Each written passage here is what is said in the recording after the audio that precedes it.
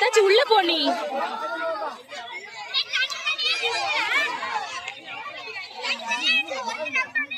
எல்லாத்தையும் வெளியில வரட்ட முதல்ல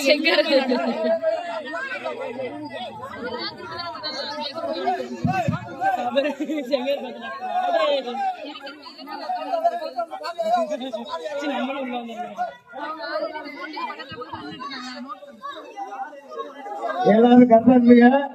கடைசியா தான் சொல்லுவேன்.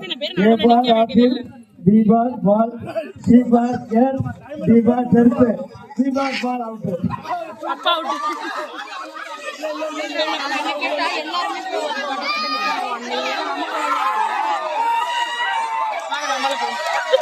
சரி சரி அவுட் ஆனா வருவான் பாரு